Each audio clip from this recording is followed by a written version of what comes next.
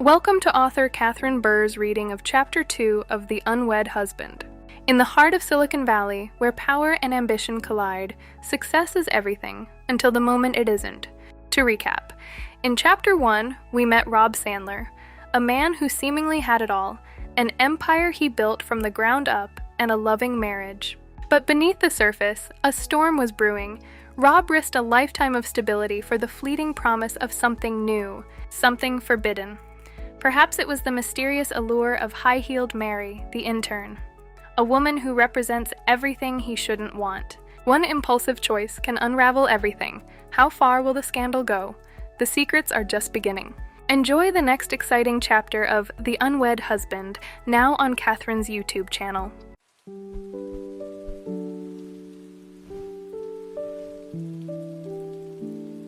Chapter 2, Intern on the Loose. Robert Sandler didn't believe in interns. He barely believed in meetings that weren't emails, or salads that weren't sandwiches, or office wellness initiatives that involved group meditations next to the copier. He definitely didn't believe in bringing 20-something recent college grads into the firm under the guise of invigorating the culture. But there she was, Mary Fontaine. Intern Mary. Fresh from college, full of energy and enthusiasm that bordered on caffeinated, Mary had all the signs of being more work than help. She was supposed to be filing case summaries and observing meetings. Instead, she was sitting in on client sessions she hadn't been invited to and asking Rob questions like, "Do you think emotional intelligence or instinct is more critical for leadership?" He had answered her with a dry, "The ability to delegate," and hoped that would be the end of it. But it wasn't. She began orbiting his office, bringing him espresso, emailing him Harvard Business Review articles he might enjoy, always with a guileless, insistent curiosity that made it seem like she was trying to get into grad school or maybe something else entirely.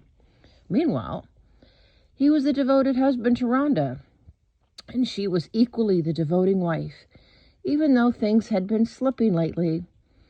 They shared a house, a mortgage, a dentist, and too much silence. In the beginning, they had had plenty of romantic nights and days, weekend getaways, French toast on Sundays, long, slow kisses in the hallways that made them late for work. But these days, they passed more like friends than lovers. Cordial, polite, and increasingly out of sync. That morning, she had packed his lunch the way she always did. Turkey on wheat, a banana, and a note tucked just beneath a napkin. Except this time, the note only said, "Don't forget the meeting at 3. No heart, no smiley face, no "love you." He hadn't even realized how much he missed those until they disappeared. "Mr. Sandler," came a voice at the door. Intern Mary.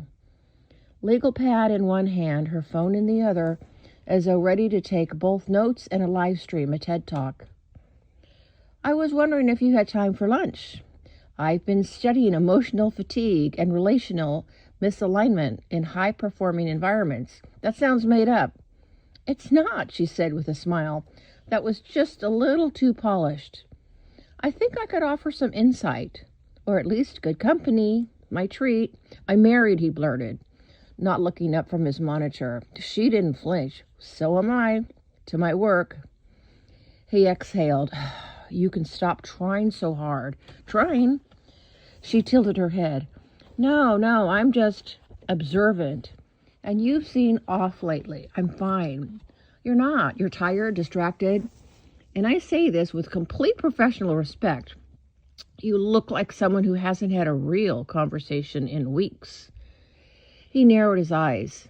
"Is this part of your internship?" She leaned a little closer. "Let's just call it field study." Well, they ended up at a trendy sandwich place Clay always called the Kale Trap. Rob ordered the fattiest club they had. Mary picked at a grain bowl like it personally offended her.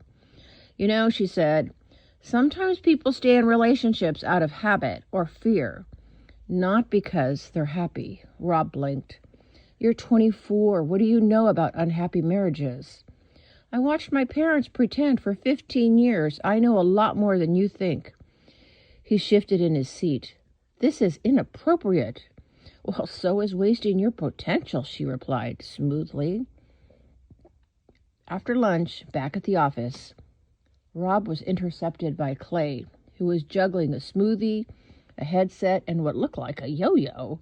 Hey, how was your date with the intern? Lunch. It was lunch, and it was not a date. Okay, Clay said, raising an eyebrow. But she was just twirling her hair and looking at you like you were a limited edition of vinyl of Abbey Road.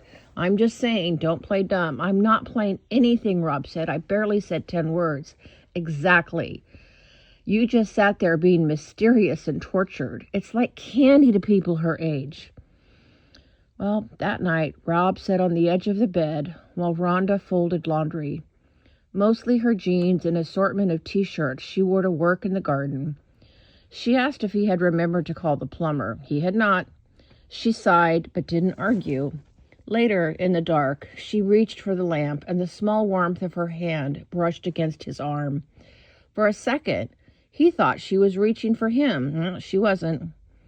He stared at the ceiling long after she fell asleep, thinking about kale, kissless mornings, and the 1,000 tiny ways love could get replaced by routine.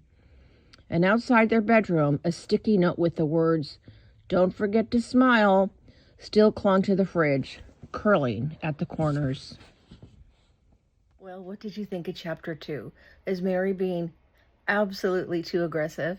And is Rob being just completely naive? Is he getting in over his head? What do you think? Let me know in the comments. Bye.